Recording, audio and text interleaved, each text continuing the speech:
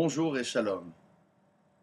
Aujourd'hui, nous allons parler d'un concept chassidique extrêmement important que l'on appelle le Farbrengen.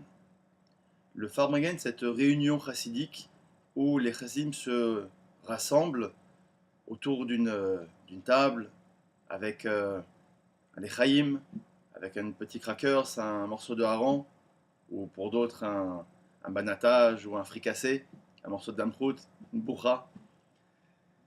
Eh bien, nous allons parler de cet usage ô combien particulier et prisé par les fidèles qui aiment venir se rassembler dans les synagogues, dans les Bet Rabat, dans les synagogues Lubavitch, le matin après l'office du Shabbat ou alors en semaine lorsqu'il y a un événement chassidique.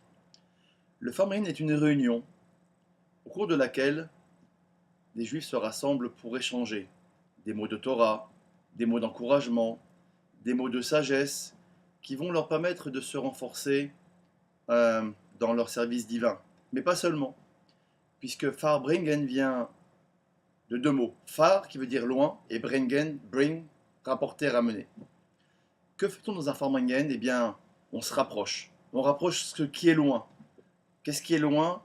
Notre perception de la divinité, notre sentiment d'amour du prochain. Au cours d'un Farbringen, les chassidim, les juifs, se rassemblent pour se renforcer et prendre aussi de bonnes décisions. Il est dit sur le Farbringen, ce qu'il peut apporter, ce Farbringen, même l'ange Michael ne peut pas l'apporter. Alors, qu'apporte donc le Farbringen que ne pourrait pas apporter l'ange Michael, le fameux ange Michael? Alors, pour illustrer ou faire comprendre cette dimension, je vais vous rapporter l'histoire suivante, qui se déroulait à l'époque du troisième rabbi de Lubavitch, en Russie, qu'on appelait le Tzemar Tzedek, du nom de son œuvre majeure. Il s'appelait Rabbi Menachem Mendel Schneerson, comme le rabbi actuel que nous connaissons. Et une des particularités de ce rabbi était que lorsque quelqu'un voyageait pour venir le voir, eh bien, il le recevait systématiquement. Et également le recevait lors de son départ, j'entends pour les fêtes de Tishri. Voilà notre homme, Yankele, qui se prépare spirituellement depuis des semaines pour arriver chez le rabbi, voyager, mais aussi physiquement, car fallait voyager soit à dos d'âne, soit à pied, soit au mieux dans des carrioles, traverser des forêts, parfois même il y avait des brigands dans ces forêts, c'était dangereux. Et après plusieurs jours, voire plusieurs semaines de voyage, eh bien notre homme arrive donc chez le rabbi Menachem Mendel, le Tzemar Tzedek. Il est reçu. Notre homme très heureux s'assoit, se tient devant le rabbi. Le rabbi lui dit, écoute, bienvenue, mais tu vas devoir repartir demain matin chez toi. L'homme ouvre les yeux, le Yankel ouvre les yeux, quoi? Il est abasourdi. Mais comme c'est un chassid, alors il écoute la directive de son rabbi, sans poser de questions, il sort du bureau complètement abattu, limite déprimé. Et les vieux racines de la ville ont entendu parler de cette histoire, se disent tiens, c'est pas normal. Si le rabbi lui demande de rentrer chez lui, c'est que quelque chose de pas normal va se dérouler chez lui. Le rabbi veut qu'il soit à la maison à ce moment-là. Et ils ont de la peine pour lui, évidemment, l'homme est complètement brisé. Alors rapidement, il décide d'organiser un farming dans la synagogue. Et chacun amène une bouteille de vodka, un morceau de pain, des crackers, du herring, du hareng, un peu de coleslaw, un peu de salade, un bout de gefilte fish. Et tout le monde se rassemble. Et on commence le Farbringen. Et les vieux chassidim répètent tous les mots qu'ils ont eus au cours de l'année, les mamarim chassidiques, les mots de chassidout. Également les enseignements pour servir encore mieux Dieu. Et il y a de vrais échanges et tout le monde fait les chaïm, chacun se rapproche, chacun s'approche de cet homme-là, de notre Yankele, pour lui donner des forces et repartir demain chez lui et rentrer à la maison.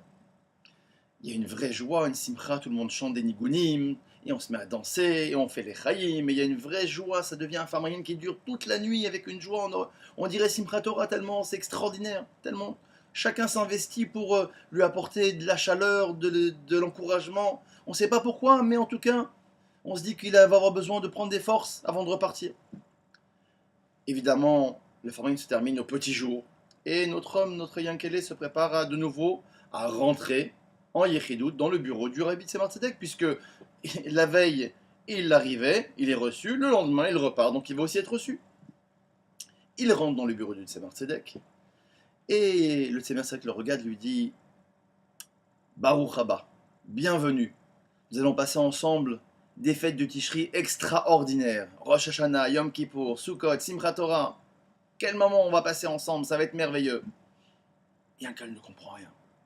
Que se passe-t-il entre hier et aujourd'hui? Que s'est-il passé pour que le rabbi change d'avis? Il n'ose pas lui demander. Mais devant l'air ahuri, étonné de notre chassid, le rabbi lui dit écoute, apparemment tu ne comprends pas ce qui se passe, mais je vais t'expliquer. Hier, quand tu es rentré dans mon bureau, j'ai vu par Ruach HaKodesh, par esprit prophétique, que sur toi allait arriver un malheur. Et j'ai vu que tu devais perdre ta femme cette année.